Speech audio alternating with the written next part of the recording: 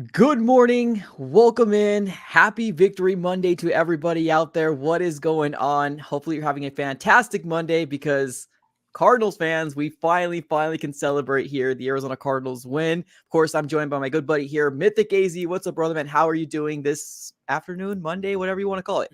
Doing pretty good. I'm not. I can't complain. That's the best kind of way. How are you feeling? I'm good. I'm good. I know there is a rift between some Cardinals fans right now because we are 2-8 on the season, and there's some Cardinal fans who are like, "This is such worthless. Why do you guys so hyping this up?" And it all kind of stems around obviously Marvin Harrison Jr. and the draft pick and where we're at. But I don't know, man. I'm excited. Obviously, Kyler Murray coming back in his debut. We're going to be diving into that here pretty soon. But I think overall, huge win for the Arizona Cardinals. What do you think? Massive, right? This is what we wanted to see, or at least I wanted to see, and you wanted to see. Mm-hmm. We wanted to see this team be competitive. And first game back, Kyler Murray, our franchise quarterback, comes back. It seems like everyone rallied around him. Everyone wanted to win this for him. Everyone knew this football team had the potential to win games. We could have been way better than we are right now. It's just unfortunate that we were 1-8, and it's just how the tables turned. And then obviously we shipped out Josh Dobbs, rocked the Clayton Tune, got obliterated last week. We were looking to bounce back. Like, as much as people want to say we're tanking, we're trying to win games. Right. It's that simple. We want to win games. And although the number one overall pick would be nice, we want to be competitive in every single game and win. So this is ideally what we wanted to do. And with your franchise quarterback coming back, this is the expectation. You know what I'm saying? Yeah. And it's high hopes to even think like this, but it happened. This is where our heads at were. So I'm really pumped. I really am. This is like exactly in everything I wanted. I agree, especially with franchise quarterback Kyler Murray coming back. Obviously, I don't know, like, it's so crazy because I remember waking up yesterday and just thinking to myself, like, okay, Kyler Murray's playing today, right? This is exciting. The Cardinals can maybe win today, and we can see some good football. What is your expectations before that game started? What did you want to see from Kyler Murray, and did he exceed your expectations after the game? That's my question to you. I would say he kind of played on par with what I was expecting. Obviously, getting the win is huge, and that fourth quarter drive and game winner is absolutely insane. But we've seen Kyler do it in the past, so it's not like anything that's like unheard of. This is kind of what he does. He's able to lead game-winning drives a ton. Like, he's done it in his entire career so far. So I'm not really surprised from the performance that I saw. I was expecting to see a little more rust off the rip. Yeah. He did have that one pass in the beginning. His first pass, I believe, was a slant to Hollywood Brown. And it went like right over his head. And I was like, ooh, we're going to be in for a long day. This is what it looks like. But obviously sharpened up pretty quickly. He didn't have touchdowns, but one of them got ruled back with Michael Wilson, I believe, where his knee was down short. And then he did have a rushing touchdown with an interception over 200 yards. So he had a pretty good game, right? And he was making things work with his legs. He didn't seem that much rusty for someone coming off an ACL injury. If you were to show anybody this film today or yesterday, what happened with Kyler, they wouldn't assume he's coming off an ACL tear. The way he was moving, the way he was evading, the way he was escaping the pocket, extending plays, crucial 3rd and 10 in the fourth quarter. Like, it's unheard of. So yeah. I would say he played on par, but that fourth quarter, above expectations. That's a good way to describe it. I do agree with what you, because there was some moments of right, oof, especially that Hollywood Brown pass and then that interception where he was obviously, it wasn't the fact that he was frustrated, but it almost kind of seemed like he was telling McBride, this is what you needed to do, right? And I was like, oh, come on, let's not go back to this. But like, I'm actually very glad that Kyler Murray was able to flush that mistake down the drain, because regardless of whose mistake it was, you got to live for that next drive, right? You got to live for the continuing of the success of the Cardinals moving forward in the game. And I think that's exactly what Kyler Murray did. He was able to stay composed and obviously put this team on his back. And in that fourth quarter was specifically that last drive, because there was some moments here that the Falcons defense was really, really lighting up Kyler Murray. And I don't mean like sack, but like confusing him to the point where we couldn't really do very much. But that last drive from Kyler Murray was almost kind of, I don't know, it sparked a level of like, dang, this is why we were waiting for so long. This is what we were patient about, right? You know, waiting for Kyler Murray to be back fully healthy to show us what he can do. And that really reminded me as a Cardinal fan in terms of why he's my franchise quarterback. And I don't know, man. It's got me super pumped up. And I know it's just the Falcons, right? But to be honest with you, the Falcons are a good team. I don't care what people say. They're 4-5 now, but they are within their division to possibly contend or win their division. Obviously, they needed to win this game over the Cardinals, and we took it from them. But they're a gritty team, like we said, coming into this week. But I don't know, man. I'm pumped up about Kyler Murray. I'm the exact same way. It's just nice to have your franchise quarterback back. And then, man, I don't know. It's just the excitement levels were already there. And then rallying around and getting a win, it just does something, it really gets you going in a good way. Pause. But it gets you headed into the right direction where you're just like, okay, this is what we've been waiting for. Right. Like, this is literally what we've been waiting for how many months? Well, I mean, depends on what you're thinking. Are you thinking about the beginning of the season or the off season, right? It just kind of really depends. Because we've needed him for the last 9 weeks before this week 10 happened for us. It's crazy because our record could have been so much better with him. So much better. I'm just glad he's fully healthy, honestly. Just back on the field. Just tuning in yesterday, just knowing the way the game could go and the aspect of Kyler Murray just being on the field. The excitement levels are through the roof, obviously, but it was just intriguing for the first time. No expectations, just this is our franchise quarterback. Let's see what he's got. And then he goes out and balls out, and you're just so pumped. It's hard not to want to rally behind him. I agree. No, I 100% agree. I think, oh man, it's just thinking about it here because obviously one of the biggest questions is obviously, franchise quarterback, who's going to be our quarterback moving forward, right? But this is a step in the right direction for Kyler Murray to obviously have a staple point and say, hey, I'm here. Remember, right? Remember who I am, because we did hear Marquise Hollywood-Brown end up saying that he's not coming back to be average. He's coming back to prove a point. And this is a good game to prove a point. I'm not going to lie. This is a very good game to start at least your I guess point proven, because Kyler did a very, very good job in this game. Now, let's continue to talk about this game. Clayton Tune. Did you expect to see Clayton Tune and get that tush push in there? I wasn't expecting to see him. I mean, I love the idea, right? It's ideal. You don't want Kyler Murray getting tush pushed at 5'8". Right. We kind of talked about it. We're there's no way he's going to come back and ever be in a package like that. So Clayton Tune or somebody, Josh Dobbs, is going to be put in that package. I loved it. And then he was also in on a 4th and 1, 4th and 2, and he pitched it to James Conner. Yeah, that's true. Yeah. I mean, he made plays in his limited action, and it was positive reps. So I was glad he got on the field, honestly. He got a touchdown, got his first NFL touchdown. Very happy for him, honestly. Very happy for him.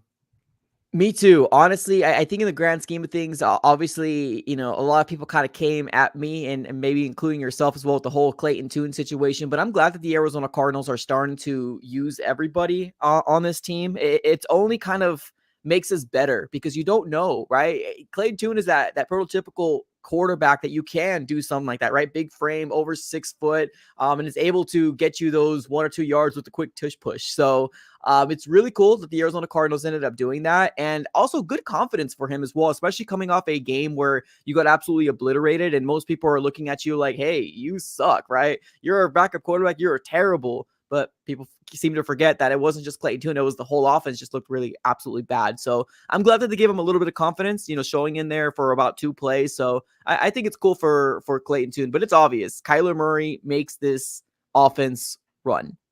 Do you agree? Yeah, 100%. No one has ran the offense to this level. And this is Kyler's first game back. This is a new offense too. So comparing him to Josh Dobbs and Clayton Tune is completely fair. Right? Dobbs had 8 games here. Tune had 1. Obviously, it's tough. Yeah. And he did play one of the best defenses. But at the end of the day, I mean, 27-0 speaks volumes, right? And then here we go. We freaking come out and first game back coming off an ACL injury, Kyler Murray just makes his whole offense change dynamic completely and just kind of proves yeah, no one's messing with me. Right. This is your team. This is your team to lose at this very moment, right? Because I mean, we still got some few games here to obviously talk about. We got the Texans, which aren't no slouch. They just beat the Bengals this last weekend, so kudos to them. And then after that, we got a Rams team that we don't really know exactly what they're going to look like. But looking at the standings, we're like literally one game away from the third position here in the NFC West, which I get it. It's just the third position, right? It's the third spot, but I don't know. It makes me happy that we're not the bottom of the barrel again. There's 7 games left, so we'll see. Absolutely. And the NFC West is kind of shaken out a little interesting. What is one it at game right behind now? the Rams. The 49ers are 6-3. Okay. Seahawks are 6-3. Rams are 3-6, and we're 2-8. So we're 4 games behind the 1 seed. That's it? That's it. Okay, I'm not gonna come out here and then say the Cardinals can do this, but that's pretty cool to know that the Arizona Cardinals only 4 games. It's crazy. The NFC is not like. I mean, there is like a lot of teams. Like obviously, we're towards the bottom. We're one of the worst teams in the league. But it's like if we can rally out and get 2 wins, I mean, it's not like we're in the playoff race because a lot of things have to go right for us. Right. We're only 4 games behind. Like if we could have rallied and got that like Giants win or like the Commanders win, and we could be sitting here with a record of like 4-6, we would have a legit shot, and that's what hurts the most. Crazy to think that, but you're 100% right. We talked about like the Giant game or even that Commander game being very winnable games for the Arizona Cardinals. Imagine us having 4 wins and Kyler Murray coming back, or at least 3 wins and Kyler Murray coming back and then getting this win. You're 100% correct because that puts us 2 games behind the division. That's wild. Tough. It would hurt. It would be great, but it hurts just knowing the fact that that's like a reality and like something that could have actually legitimately happened, but things shifted. And of course, it didn't play out that way. But it's like, I mean, we just move forward. I mean, is the impossible going to happen because we have to dang near go undefeated? Probably not. But like, I don't know. It just kind of gives you something to like think about, Yeah. 4 games behind right now with what, 7-8 games to play? Yeah, 7 games left here on the schedule here for the Arizona Cardinals. Let's go ahead and go with Days here with another contribution. He says, I wonder if T15, which Clayton Tune, will become our version of Taysom Hill. What do you think about that? I don't think so. Taysom Hill is just like a freak. Yeah. Taysom Hill's a freak, dude. But he can play defense. He can play tight end. He can play fullback. He can play running back. He can play receiver. I don't think Clayton Tune's lining out wide. Right. Or lining up in the backfield or going and playing defense or special teams. Like, I don't know. Jeez. Freaking Taysom Hill, dude. I don't think so either. I think the tush push and the quarterback sneaks, I think that's going to be what Clayton Tune's going to come in for, or even something along the lines of like a fake punt, something like that. I think that's when we'll kind of use them to kind of disguise some things. I don't think he's going to be taking on a big role like a Taysom Hill personally, but it's cool to see him though. I agree. It's just nice, especially because he is that prototypical quarterback. So it just fits so perfectly. And it's a confidence booster at the end of the day. You kind of mentioned it a little bit. It's a confidence booster. He came off one of the worst games possible that you could play. So to come in here and get a touchdown, then convert a big 4th down in the game, it's huge. Yeah. No, I agree. Let's segue into what I guess the split. Let's talk about the split of the fan base right now. And I want to kind of get a gauge on where you're at right now, because I ended up opening up the phone lines yesterday. And obviously, if we would have lost this game, I think more people would have said something different compared to what we've heard yesterday. But I heard a lot of excitement within the Arizona Cardinal organization. A lot of people are super excited. There was a couple people who were like, no, I want to lose, draft pick, blah, blah, blah. I want to know where you stand on this whole situation. Are you worried about our draft picks in terms of where we are at? Or are you just in the boat of, let's see what Kyler Murray can do for us, and let's see if we can take the momentum heading into the 2024 season? Because right now, the Arizona Cardinals moved from, we were the number 1 literally last week. We moved to number 4 with our pick. And then with the Texans pick, we're sitting at the 20th overall spot in the NFL draft for the first round. What are your thoughts on the whole, I guess, split down the fan base situation? I just want to win, right? I don't really care, honestly. Like Marvin Harrison is the ideal prototypical whatever, but we can build wherever, right? We're going to have 2 first-round picks regardless. We're going to have 2 top 32 players regardless. Even if the Texans won the Super Bowl for whatever reason, that pick can't go past 32. True. Our pick isn't going to go past top 12. So, I mean, we're going to have crazy picks regardless. Obviously, you want Marvin Harrison Jr. That's a player that's kind of floated around. A lot of people want Caleb Williams, yada, yada, yada. But like, it just doesn't make sense. Like, we've kind of been saying it on this podcast. I've been saying it on my channel as well, that like Kyler Murray is the future in my eyes. You have a franchise quarterback, you want to build around him. You don't want to reset yourself back potentially and downgrade, because you really don't know what you have. You're basing it on a college kid that you haven't seen in the NFL unless you think he's that transcendent. So I want to win games, right? Like, I want to be in a position where it's like, okay, we have some positive traction, positive momentum. They saw what we can do towards the back end of the season. I want to build a culture. I want to build something that we're winning. I don't want to just sit here with 2 wins for the rest of the season and just like, that's it. Like, right. Okay, we capped out at 2 wins. Where do we go? I want questions to not even have a potential to be answered. You know what I mean? Like, it'd be nice to trade that first overall pick for a haul. Don't get me wrong, but I don't even want to be in that position, right? Yeah. I would take the 3rd overall pick or 4th overall pick, but I also want to win as many football games as possible. So if we won out, I wouldn't be mad.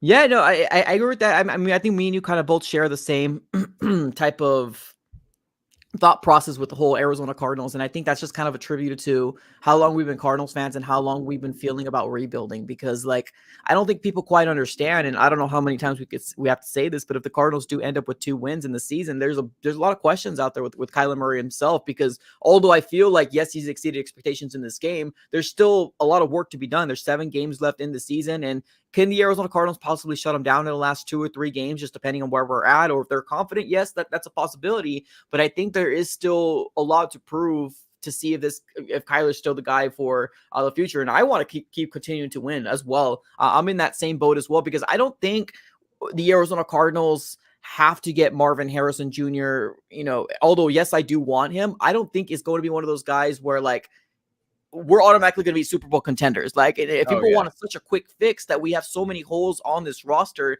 like literally we can go for Kool-Aid McKinstry, which is probably one of the best cornerbacks in the NFL draft, which he's projected to be anywhere between like 10 and 20. So we can probably pick that guy up. We can pick up Adunze, which is the wide receiver for Washington, which he's got over 1,100 yards, 9 touchdowns, and he's 6'3", 211 pounds. So like, if we miss out on Marvin Harrison Jr., there's still people out there for the Arizona Cardinals to possibly go after. And I don't think people are quite understanding that. And what Monty has done in just 1 year of this draft, I could already name you 5 people that we've already, produced for the Cardinals this year.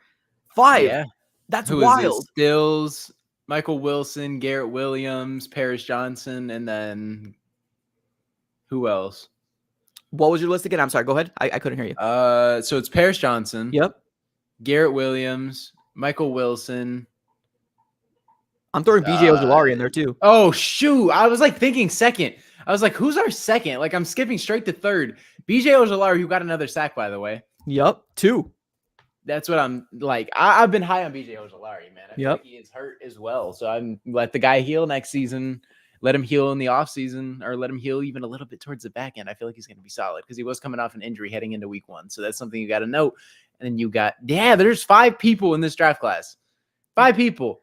Ding, ding, that's ding. Nuts. It is nuts. And that's not even including Clayton Tune. And I'm not putting Clayton Tune in there because we're not going to see a lot of Clayton Tune. And I get that. But like, the idea that we're still using him, he's got a touchdown under his belt, and we're using him for tush push, or even the idea of just getting those ugly, gritty yards, the quarterback sneaks, that's still pretty freaking cool, in my opinion. Now, John Gaines was the guy that we ended up getting hurt. He was supposed to be our center, or at least a guard for the Arizona Cardinals. We don't know what that young kid can do. He got hurt, I think it was in the preseason. So maybe he might be a guard for us for the future, or maybe even the center. I don't know. I mean, Monty Ossenfort has pulled off a heist in this draft class. And if we can see that again, no matter where we pick, right? Even if we look for another wide receiver outside Marvin Harrison Jr. or a cornerback, which we desperately need, or even solidifying our offensive line or an interior defensive lineman, the Cardinals can go anywhere. I don't think people should worry about Marvin Harrison Jr. or bust, because I don't think that's the case. We've seen Kyler Murray win. We've just seen Kyler Murray win with weapons that we have. Give him one more weapon that's over 6 foot, and hopefully Michael Wilson continues to progress, and let's see what happens with Marquise Hollywood Brown. But man, I think we got weapons. And then can we mention Trey McBride, for the love of God? Yeah. Trey McBride. He's not a rookie, but this guy is excelling to be one of the most exciting tight ends in the Arizona Cardinal uniform that I've ever seen in my lifetime. Yeah, I love being right too. You know, Yeah. I've been preaching that Trey McBride just needs more reps. I'm like, Zach Ertz is cool, right? But Zach Ertz either fits the backup role a lot better for us at this situation when you have a guy who you took in the second round, or you trade him. You do right, and you're like, okay, let's go have you play for a contender, but he's on IR right now. And I love Zach Ertz. Like, I really do. I feel like Zach Ertz is a great locker room guy, but Trey McBride is literally like this young tight end in college who looked fantastic and just never has an opportunity. And I feel like would have fit perfect with Kyler Murray. In a freaking course, he gets opportunities. He could have had 200-yard games in the past 3 weeks. And last week was just abysmal regardless. Yeah. So he is looking crazy. I just love like calling things out. Obviously, I've been wrong about stuff too, but it's just nice being right about two things. It's great. That's what I'm saying, man. That's what I'm saying. Trey McBride has obviously history was made yesterday with Trey McBride going over 100 yards, and that's crazy that we've never had a tight end, or at least within a certain amount of time. That I think it's like in over 40 years or that's something. crazy, and it took a guy that was not given the opportunity from obviously the Cliff Kingsbury regime, and we saw a little bit here with JG, but it really had to take Zach Ertz to get hurt. And if we can use Zach Ertz as our second tight end, dang, we got weapons for days for Kyler Murray. Man, I'm excited. Right. And then Trey McBride made the biggest play of the game as well. And True. Kyler Murray took that big shot. So that takes balls, dude, Yeah. to not only where you're in field goal range as it stands, to just bomb it one-on-one to your tight end, where if he catches this, the game is over for sure. Yeah. And took the shot. Do we think anyone else would have taken that shot? Like, is Josh Dobbs bombing that? To be honest with you, the way that I was watching that game, I was questioning. I was like, why are we throwing the ball deep down the field? Now I feel stupid. Okay, I don't play. There's a reason why I don't play football, and Kyler Murray is our quarterback. But to be honest with you, when I was watching that last drive, I was like, why are we throwing the ball deep down the field? We just need to get a first down, play for the first down. And obviously the rest is history. And but that's what they expect. So, I mean, he took it off like he did the unexpected, took the top off, and there we go. And then also shout out to Matt Prater, man. True. I feel like he doesn't get enough credit for what he does. True. It's a fit. Like, if you become within 60 yards, it's a kickable ball. And Matt Prater is just time in and time again just been super Mr. Consistent. Went 4 for 4 yesterday. So shout out Matt Prater. Long of 56, scored 13 of our points yesterday. You got to give the guy props. He's literally pushing 40 years old and hasn't skipped a beat yet. I agree. And kicked the game winner. So you got to give him his props. I just feel like I haven't seen a lot of Matt Prater love, and a lot of it has gone to Kyler, but Matt Prater got to get some love at some point. No, I agree with that. No, for sure. Obviously Kyler Murray being your quarterback, you get the flowers when you win, and then you get the negativity when you lose. So it's kind of one of those things. I agree with you with whole Matt Prater. At one point, I used to be very frustrated with him, but he got it right. I'll shut up. He's cool. He's cool. He's good at I can't hate on the guy. I never have been able to like come to grips with Matt Prater. Even if he misses a couple, it's hard because the guy's a legend. The guy's, in my opinion, a top 5, top 8 kicker of all time. One of the strongest legs in NFL history, and just super consistent. Yeah. And the fact that we landed him a couple years back, it just solidified a position where I was more hyped about that than I have been about a lot of things, right? Because we struggled with a whole bunch of bums. We had Chandler Catanzaro. We had, I'm forgetting his name, number 5, Zane Gonzalez. Zane Gonzalez took years off my life. So, yeah, it's just nice to have some solidified and some comfortability at a position where you're like, he goes out in the field and you're not stressing it. Like, I was stressing the game winner yesterday for some reason, just because I was like, oh my gosh, are we going to finally get a win? But like, it's Matt Prater.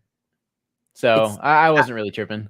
I was with you too, though. I think anytime you have a field goal that's going to be able to win a game for you, I think you're always kind of nervous, depending, no matter who's on there. Like, even it could be, what's it, Justin Tucker back there. I would still be nervous, although I know he'll probably knock it in. I think I'll still have a little of nervousness. But like the way that game ended, man, it's just so many. Like, it just was perfect. It was perfect storybook for Kyler Murray in that last drive. Even when it was like 3rd and 9 or 3rd and 10, the way 3rd and 10 all the way back at the 20. Woo! Just made everybody field, reverses field.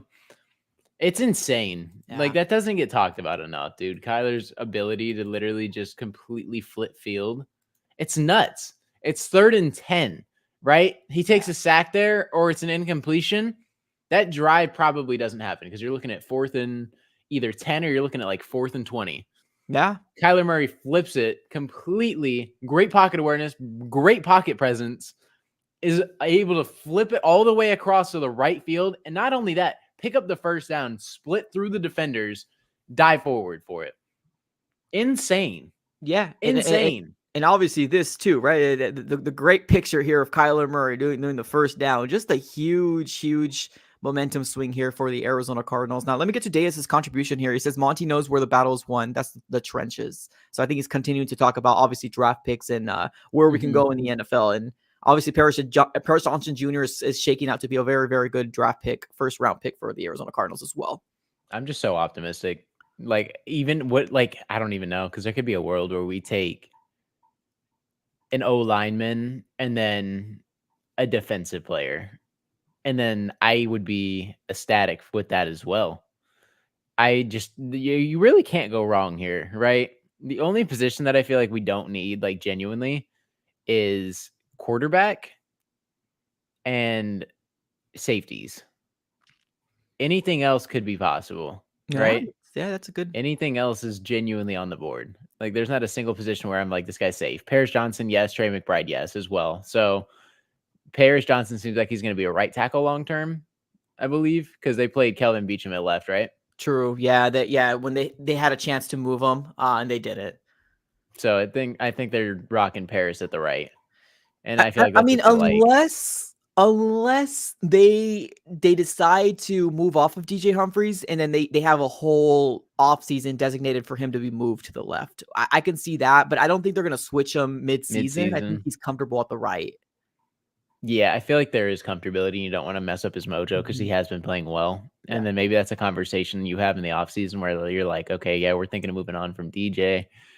Do you feel comfortable enough at right tackle? Because I know he said he'll play like anywhere that he's asked, but it's also like a comfortability thing. Like, do you think you can pick up left tackle better? Is this what you want to be for Kyler? You want to be his blind side, or are you comfortable just being the right tackle and we'll look elsewhere? So I kind of agree because they did have that chance and they didn't. It could be just a comfortability thing, and he's a rookie and they don't want to mess up his mojo because it could kill confidence. So, dang, I didn't really think about that. You're right. You're definitely right about that. I think they possibly can move him because that would be a really good solidified spot. Because like you said before, with the left tackles, they don't grow on trees, and they value a lot of need in the NFL. So if they did do something like that, I can see them doing something like that and maybe getting a top tier offensive lineman, maybe someone who's comfortable in playing both, and doing the same thing as well, being like, hey, you're going to be right tackle, and then we're going to move this guy to the left because he's got more tenure under his belt. But I mean, kudos to Paris Johnson Jr., man. This man's looking like a really good first round pick for the Arizona Cardinals, and so far very reliable. He's been there for us. So I love it. It's so nice just to have some solidity. It's some stability. I don't know what I said, but yeah, some stability at a position where it's just like, you don't need to address it. Yeah. Like, I mean, obviously we have a ton of holes, but it's just nice to have some building blocks in Paris Johnson, McBride, Kyler, Buddha, Jalen. Yeah. And then you also have a bunch of young players as well who are trending very well. Like, you have Stills, you have Garrett Williams, you have just all these players where you're just hoping they take a leap next year. And then obviously you have veterans like Kaiser White as well, and just people to throw in, and you have a ton of money to spend, a ton of picks next year, 2 first rounds. And it's like, you can really build this team. Yeah, you really could. And then there's a lot of people too with Jack Jones getting released today that they're saying the Cardinals should go venture out and look at him. I don't know why he got released by the Patriots today, but that could help with the corner stability a little bit. And it feels like they do rock with Marco Wilson still heavy. They do. It seems like his snap count is going down compared to the prior weeks. Last week it was 82. The prior week to that was 91, but this week was 76. So it's trending down. And we're still not seeing Keitrell Clark, although he was activated and actually suited up. Keitrell Clark didn't play. It was Antonio Hamilton, Marco Wilson, Andre Trey, Starling V, Thomas V, or the 5th, whatever. And then Garrett Williams with 73%. So Garrett Williams is starting to get higher and higher with the amount of playing time that he's giving the Arizona Cardinals, which is huge. Oh, yeah. So, BJ Ojulari, awesome. Looking good. Fantastic. Zaven Collins, I haven't heard anything about Zaven Collins for the past couple weeks. What do you think about Zaven? I didn't hear his name called once. Yeah, me neither. Last game. He had 5 tackles yesterday. So, I mean, he's playing solid football. Yeah, I feel like he is I don't know. He's just not a pass rusher, right? He's playing outside linebacker in a scheme where he's trending to be a pass rusher, run stopper kind of player. Yeah. And I mean, he's done pretty solid. I feel like this is the best football he's played, and it's not really close, regardless of only having 3.5 sacks. And a lot of them are just coverage, uncovered 101s, but he's not missing the tackles. I feel like Zaven Collins is proving that he is a smart football player at the end of the day. Right. Like, he's able to come in here and switch to a position or whatever and still be a positive asset for this team. And I was a Zaven Collins doubter at middle linebacker. Same. I still am. Same. I don't feel like that's Zaven Collins' natural position. Obviously, he played it at Tulsa, but I don't know. In the NFL, I don't think he's that kind of player where he's able to lead a defense and just kind of whatever. Like, we shipped out Jordan Hicks for it, and then obviously things went downhill crazy, right?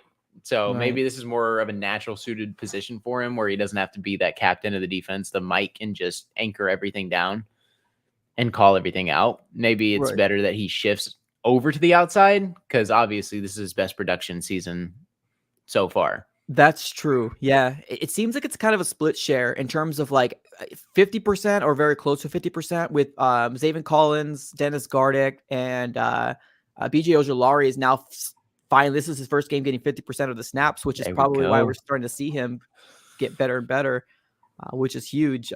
Cameron Thomas and Victor Dimukeje, although his names I feel like he's always called, they're nowhere near 50% of the snaps for the Cardinals at outside linebacker.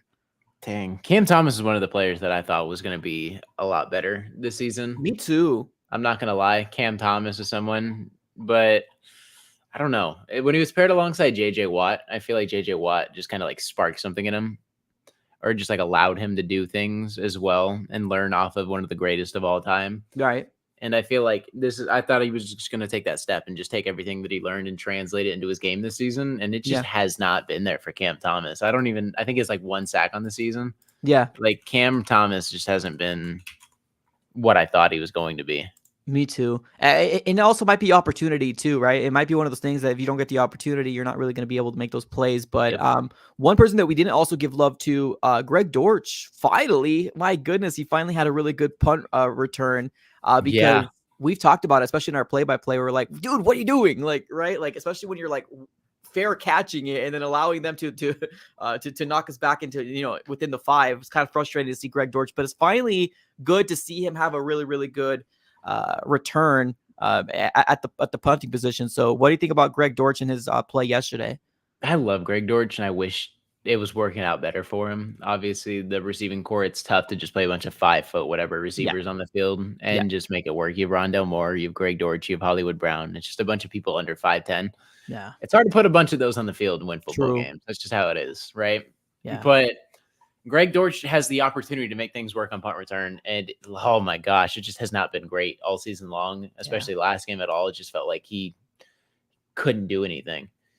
And finally, Greg Dortch makes an incredible play, fantastic play, absolutely ridiculous, and takes it for 56 yards or something. Insane. So shout out Greg Dortch for that. I love when Greg Dortch is able to make plays, super high in the kid. It's just it's hard not to root for Greg Dortch. So when he makes a positive play, it's great for this organization. I agree. No, I agree. Here's the thing, man. This is one of the very few times that we've seen this year where everybody was kind of playing for themselves or playing for each other, right? I feel like every position, special teams, defense, offense, they all took the next step and they all got better and better. So honestly, it's a huge dub, man. It's a huge W here for the Arizona Cardinals. And I get it. It's the Falcons. We're not talking about a team that's 5-6 wins, but regardless, the Falcons wanted to win this game. They needed to win this game. Needed to win this game. Needed it. And there's something to be said about the Cardinals, obviously, putting their best foot forward and getting the W out. So definitely a huge win for the Cardinals. I'm not taking anything lightly. Anytime you get an opportunity to win in the NFL, I still think it's a time to celebrate. Oh yeah. Oh yeah. I don't understand the whole wanting the first overall pick thing like that. Like, because if we drop this game, people are just coming for Kyler's neck. Yeah. 100%. So, I mean, we won the game, and now people are still kind of coming for his neck and, like, coming for the Cardinals' neck. Like, why are you trying to be competitive? Why are you trying to win? But a lot of people, it seems like, are trending in the direction, like, you know what, we're winning. Yeah. I haven't seen a ton of back and flack from this fan base as much. Like, it is still split, but I would say less than, like, 15%, 10% are kind of feeling that way. A lot of people are just excited to see winning football. Yeah.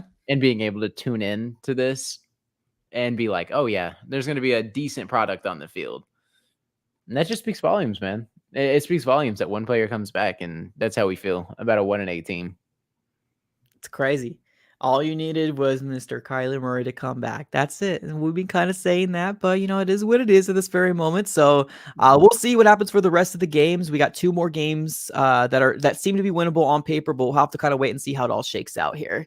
What else do you want to talk about here? Whether it's Kyler Murray or Atlanta Falcons, what are your thoughts, man? What else do you want to put out here? What were your thoughts on Bijan Robinson last night? Honestly, I'm glad that they're finally giving him the opportunity.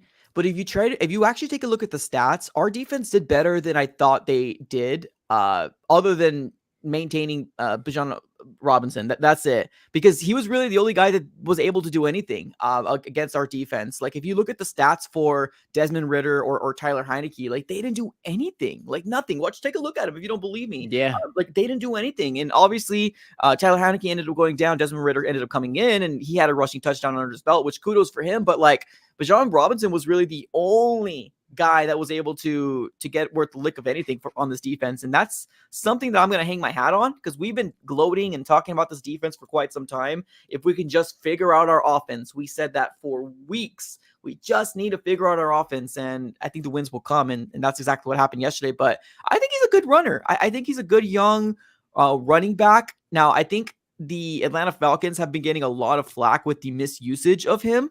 But we've seen that they were committed to him in this game. Now, whether that's because the Cardinals have a bad flack in the run defense, maybe, but I think the Atlanta Falcons fans should probably put that whole storyline to rest. But I would be upset too if I was an Atlanta Falcons fan and our first round pick is not getting the reps that he should, especially in the red zone. I would be pissed off too. What are your thoughts? I would too. I love Bijan. I feel like Bijan's generational. Just given the opportunity, he's came in and taking the NFL by storm his rookie year when he has the opportunity. And I don't know, like, there's a lot of people who obviously tell you not to take a running back in the first round. Yeah. And maybe it's not the smartest thing to do, but Bijan Robinson is just generational, man. He's crazy. Arizona native from Tucson.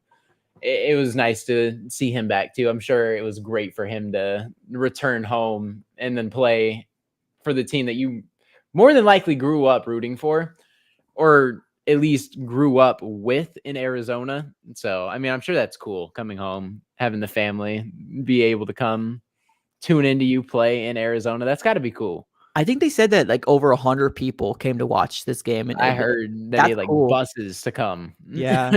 So that's pretty dope. It is really cool. Honestly, at the grand scheme of things, anytime anybody comes from Arizona, it's really cool. It is. But I think this is a perfect example of like, this is a talented kid that like is unfortunate that the Atlanta Falcons were the ones who drafted him, because it's all opportunity. It's all what the head coach and what the scheme and if they truly believe in Bijan Robinson. And we've seen that he can be good. It's just like, if he's not getting the opportunity and he's not getting it, then he's not going to put up those stats that we all know he can do. But like the same thing with Kyle Pitts, man. Like Kyle Pitts was said to be one of the best tight ends to come out of college in quite some time. And being that he was drafted in the freaking Falcons, his career has been stunted to the fact that nobody's talking about Kyle Pitts very much anymore. We stopped everybody yesterday too. I mean, Kyle Pitts, I feel like would explode like almost anywhere else. Like genuinely, I feel like Kyle Pitts would absolutely explode given the opportunity somewhere else. I mean, he's kind of playing. I don't know. The Falcons are such a bad team, but like Drake London, 3 for 36, first round pick. Kyle Pitts, 3 for 30, and Drake London was the leader in receiving yards with 36, and one of his came for like 12, and it was a bobbled pass that was out of reach, and he just made like the most insane circus catch on 3rd and 8. So I'm not tripping over this game. Like, genuinely, I'm not. There was a lot of positives, so many positives. Yeah, I agree. I think it's also attributed to the quarterbacks that got over there. I know Desmond Ridder was really hyped up in the beginning of the season. It's just that kid's not it. And then Tyler Heineke is a very good journeyman backup quarterback, but they need to get a quarterback. Like, they need to get a quarterback. Matt Ryan days are over for the Falcons. They need to find somebody because I don't think it's either of those two guys. Absolutely agree. Let's get to AZ Fan 1998. What's up, brother? With the contribution, he says this: K1 proved the world wrong. He's our franchise quarterback. F. Caleb Williams. We as diehard fans care about wins, not picks. Trust Monty in the draft. Absolutely, I couldn't agree more. Yeah, I think it's weird because, like, I don't know, man. With Kyler Murray, it does bring a level of a lot of different fans from everywhere, and it's cool. I'm glad that our fan base is starting to expand to the point where, like, we got a lot of young kids, right, that's starting to love the Arizona Cardinals now, whether that's because they're family or because Kyler Murray, regardless of what it is. But right, there's a lot of different opinions being thrown out there, but I feel like this one is one of them that people shouldn't want. I don't understand where this whole embrace the tank or tanking is okay, this whole narrative came. I don't know where it came from, but like it's caught on like wildfire, especially when we were 1-8. But now that we're 2-8 and we got this W, we still got a little bit of portion of the fan base being like, no, why? I ended up putting a poll question, and I completely forgot to look into it. I ended up asking my my AZ sports fan community, do you want to tank or not tank? But I ended up saying, like, do you want to win or not want to win? Let me check on that real quick because I haven't even looked at it. Real quick. I am curious to see how split the fan base is, because I've seen a couple people on like Twitter and Instagram like kind of just come with flack and negativity before the game even started. Like, we want to be 1-9. Like, no, we don't. Right. No, we don't. Right. Like, speak for yourself. Exactly. Okay, so right now we have 922 votes. Because I posted it last night. I think it was around like 10 p.m. So I'm actually kind of glad we got 922 votes. So I ended up asking the Cardinals community on my channel, would you rather the Arizona Cardinals, and the options are win momentum for 2024 or lose for draft capital. So we got 80% saying they want to win and 20% saying they want to lose. So 20% is still a lot, but 80% saying they want to win. Obviously, that's not the entire fan base, but like exactly the percentage that I said, I was like, I still feel like it's 15% or less is out there wanting to tank. So whether they want Caleb Williams, they just want a higher draft pick to trade the Hall, or whether they want Marvin Harrison or somebody else, there's still people out there who want a top 3 pick. Like, regardless, like if we win 5 games, it's a bad season in their eyes. But that's the crazy thing, though, too. Like, it depends. Like, if they're trying to tank because they want a quarterback, okay, well, I understand where you're coming from. Although I don't agree, I understand where you're coming from. But I think in the grand scheme of things here, like, people just don't understand that, like, it's not just Marvin Harrison Jr. They're like, oh, we need to get him. We want a top 3 pick. Literally, if we're top 3, the Cardinals are going to have one of the toughest decisions for them to think about. And that's either trading out of that pick or trading or getting for a quarterback. In my eyes, I'm still thinking that, because I think the Cardinals need to win. And Kyler Murray's proved that he can win with the Cardinals. And I think if we can continue to win and have momentum in 2024, we don't have to worry about the quarterback position. Exactly. You don't even want it as a question mark. You just want to roll in and you have like the 5th overall pick at worst and just be like, oh yeah, Caleb Williams isn't happening. You know, it's just not the direction we're going. And that's where you kind of want to be. You just want to be like, okay, cool. Where are we going to move forward with? How are we going to build this team around Kyler Murray? Right. And that's kind of what you want. You don't want to be like, oh yeah, we have the number 1 overall pick. What are we going to do? Are we going to take Caleb Williams? And you have all those rumors circulating all offseason long. The pressure's on Monty. And then, I don't know. You just don't want that. Like, you really don't. Especially if Kyler's the direction you want to go, which we feel like it is. Yeah. So if that's the direction they're leaning towards too, then you don't even want to be in that position. Like, obviously, it'd be nice to trade. Don't get me wrong. Like, in an ideal world, if you could just have like a certain fact that Kyler Murray is your quarterback going long term and then have the number 1 overall pick, I'm not going to complain, right? I'm not going to sit here and complain if we end up getting the number 1 overall pick, but it's just a tough decision from there. And you would like to not be in that position. Yeah. Same thing that happened to Josh Rosen. You have the number 1 overall spot. You're going to, have tough questions ahead of you. Now, granted, they believed in Kyler Murray and, 5 years later, we're here. So we'll have to kind of wait and see how it all shakes out. Obviously, 7 games, a lot of things can happen. The Cardinals can win all of them. They could lose all of them. We don't know. Yeah. We don't know what's going to happen. But we are 1-0 with Kyler Murray being back. So that's definitely something to hang your hat on. Right. And we said 0-3 was a realistic possibility too, but here we are. Here we are, man. I mean, we also said 3-0 could happen. So who knows? 2-1 is still my expectation. I feel like the one game we drop is the Texans. I got to stand on that. The Texans, I mean, they look like a really good team. They do. Yeah. They just and beat the sucks. Bengals. It sucks too because they're already 20, so if they beat us, it's just but if we beat the Texans, like I said, this is going to be one of the biggest games of the season for us because we want them to drop as far as possible. So if we can knock a game off of them, then it's a W.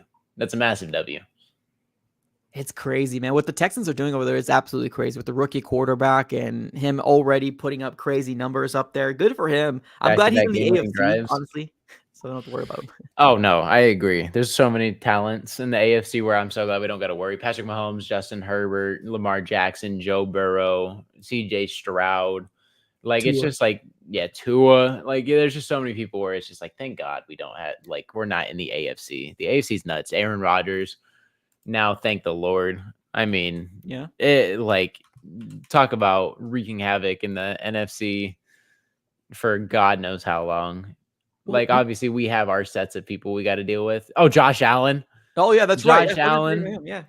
Like, geez, like, who do we got to worry about? Daniel Jones and freaking, I don't even know. Geno Smith. Jared Goff and all these people. Like, oh, Brock Purdy, who's been pretty solid. I will admit Brock Purdy is solid. I can't lie. I think he's a good quarterback, but I would still take Kyler Murray over Brock Purdy. Oh, absolutely. It's not even close. It's not even close. But I feel like Brock Purdy is still good, even though I agree. He got concussed, and then people are just writing him off. Like, I get he was Mr. Irrelevant or whatever, and you want to write him off so bad because of where he was drafted at. And it's like, oh, he just has all this talent around him, and he's just not that good of a quarterback. Like, Brock Purdy is a fantastic quarterback. And obviously, he's in a perfect scheme. Don't get me wrong. Like, it is a perfect offense. Like, any quarterback would love to play in there, but like, not everyone's executed it like that. And it's just like you got to give the guy credit. Like, he's operating better than Jimmy Garoppolo did. Yeah. So like, there's like, I don't know. Like, there's certain levels of hate that I can't understand, and that's one of them, right? Like, I wanted to wish that Brock Purdy wasn't a good quarterback, but he got concussed, had like 2 bad games. People were trying to write him off, and he came back and just bounced back for 3 touchdowns, 0 picks. Like, come on. Like, let's be for real. Yeah. I agree, man. I honestly, I'm glad we're both on the same wavelength. I have not really met the people that are on the other side, or at least they don't really come on here. And it might be because they kind of know how I feel, and I want to win. I've been wanting to win since the beginning of the season. I don't think expectations, and I've said this multiple times at Super Bowl, but like, rebuilding doesn't mean you have to accept losing. And I'm going to stand on my soapbox for forever, as long as I'm doing this podcast, right? It doesn't mean you have to be content with losing. You know, rebuilding means that, I mean, you have a lot of holes, but if you can expedite that rebuild and go back to contention, that's what Cardinal fans should want. We want to fight for the Lombardi. We want to fight for a playoff spot. We want to play in January. That should be the number one goal for the Arizona Cardinals, not get a quarterback and put us back 2 or 3 more years or tank, right, for a number 1 wide receiver. And who knows what's going to happen from there, right? We have a lot of holes, man. Also, I have a quick question. This is kind of, since we're talking about just quarterbacks in the NFC, who are your top 3? I think we got to bring up this list again, brother. I still have it here from the last pod here. Who are your top 3? I have my 3, or at least there's like a 4-way tie, or not tie, but there's like a 4-way street where I can see you taking this, because I think it's Kyler Murray, it's Dak Prescott, it's Jared Goff, and it's Jalen Hurts. That's it. You have those 4, and you're picking 3 of them. You know, like, obviously Jalen Hurts is probably in there. Yeah, I would take Jared Goff out. And no disrespect to him, I think he's doing wonders with the Lions over there. But I'm going to be rocking with my guy. I'm going to be rocking with Kyler Murray all the way. I would say Dak, I would say Jalen, and I would say Kyler. But if you look at it, man, I don't know if I want to take Dak over Jared Goff, but like, I do at the same time. Yeah. Just because I think he's better. Yeah, but if Gosh, you look at the dude. rest of the NFC teams, man, like you got Baker, you got Geno, you got Purdy, you got And Purdy's obviously right there as well. I guess you could say Cousins, when Kirk Cousins is playing, but like we don't know if he's going to stay in the NFC. There's Yeah. rumors that there's some people out there already talking about Josh Dobbs being the future. Like good for him with the run that Josh Dobbs is doing. Good for him, honestly. Insanity. In freaking sanity what Josh Dobbs is doing. Like I can't really believe my eyes when I'm watching Josh Dobbs tear it up. Like, I mean, I've seen him do like decent things here, but then go on like a month stretch of just absolutely awful football. And I was Right. like, wow, talk about highs and lows. Like, I gotta get him off the field. Because for us, he was absolutely abysmal, right? Yeah. He was terrible. And then he comes to Minnesota, obviously where they have a lot more talent and are still missing their wide receiver one. And they've looked great. Right? They've looked great against the Falcons and the Saints. So I don't know. I want to see when they play like a legitimate, like great team, or like a great defense, like how they fare up. Because I don't know how their schedule's looking out, but they're about to get Justin Jefferson back, and I just want to see, right? No, I agree. I think the Jets completely messed up. I think the Jets they should have called. They should have called for Josh Dobbs. They should have made some sort of bidding war with the Vikings, and it got us a little bit more draft. I just can't believe we got a 6. Yeah. Like, I feel that got like him it 2 was wins. warranted higher. It just looks like a fleece at this point. It does. But, yeah, because they got him 2 wins already. He's 2-0 with the Vikings. Like, that was a quarterback desperate team, and for some reason, we're just not ready to give up, or we're ready to give him up for a 6. The trades haven't been good. I'll tell that to Monty. The trades haven't been good so far. But we're definitely not getting assets back. Yeah. Draft, wonderful, fantastic. We haven't seen free agency really in full throttle because I don't think that Monty really got the full go to spend money. We did get some people. We got Kazir White and then Zach Pascal, and Kazir White we all know that he's very, very good.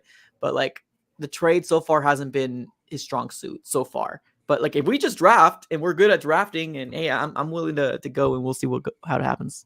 Right. I wonder where Minnesota lands. Just very interesting storyline to keep up with, especially if our season's over and Minnesota does sneak into the playoffs. It's something to monitor because, like, I don't hate Josh Dobbs as a person. Yeah, I hate the media spewing all the Josh Dobbs crap right now. I'm not gonna lie, because when he's in Arizona, you get none of that. But and we also weren't winning though. Yeah, we definitely weren't winning. But it just sucks when it's like you hear it like internally, but it's not like nationally spread on like the NFL or whatever. Like Josh Dobbs is like the Twitter header for the NFL right now, and it's just like, okay, yeah, he beats the Cowboys and nothing, but here we go, right? Yeah, it's just this small market. Cardinals aren't we're never in anybody's mouths, but I mean, we don't. I guess we always lose. I mean, that's why I want to change the fan base. I want to change the perspective of all these people's minds and saying, hey, you want to win, regardless if you're rebuilding. If rebuilding doesn't mean you have to lay around and show your belly and say, oh, beat me. No, these are grown men that are been paid millions and millions of dollars, and their job is to play football. Like, that's what it is. And on top of that, the coaches shouldn't want to lose. Like JG, I'm pretty sure he's got a lot of pride that we got 2 wins, and he should be prideful. This is his first year as a head coach. Granted, we're 2-8, and I get it. It's not that big of a deal, but like any win you can get should be something you should hang your hat on. And if we're going to keep building from this, I think JG should be very, very happy with Kyler Murray coming back. Absolutely. I'm just super hyped. Yeah. Perfect direction for this team to head in. I agree. This is what the NFL header looks like. Oh, no. Buddy, is it really? I swear. This is the NFL header right now. I can't, bro. Oh, better than a Taylor Swift. Let's say that. I'm sick of that. My gosh. I'm more tired of that than I am about it. Tell me about it. Like, everything is just panned over. I can't even watch Chiefs games. Like, I'm not even gonna like any chance. I mute anytime I see Kelsey now. Like, I liked Kelsey, I truly did, but like this whole thing is getting out of control. No, I can't stand it. Like, it's just so frustrating. We're not here for you, Taylor. I'm sorry. Yeah, we're not. And our fans are crazy. Our fans are like crazy. They will ride for everything. And like Travis Kelce's jersey skyrockets, his followers skyrocket. Jason Kelce gets voted like the sexiest man alive or whatever. I'm like, none of this is happening without Taylor Swift. Like, what the heck? It's wild, dude. It's absolutely wild. I mean, it is what it is. I mean, honestly, I don't pay too much attention to it. My main focus is my Cardinals winning, and then obviously fantasy football during the weekend. So it is what it is.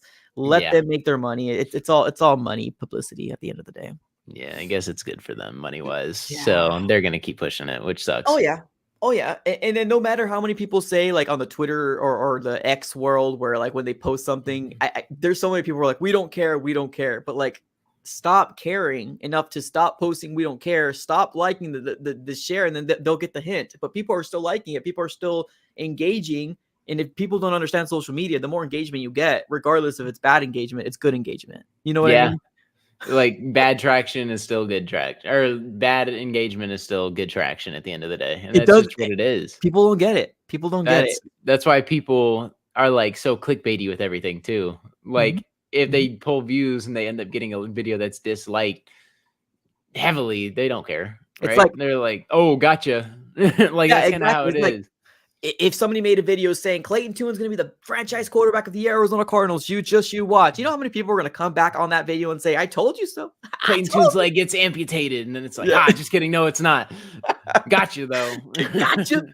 Yeah, people don't understand. I mean, it is what it is. I mean, we're Cardinal fans. I just want to focus on that. Kyler Murray's back, and I think it's a beautiful thing. We got next week, we got the Texans coming our way, and that's going to be a home game, right? Or is it away? I think it's away. I mean, are we hoping for an away game? Right. As Cardinals fans, we won a home game yesterday. Oh, that we did. Won a home game. That we did.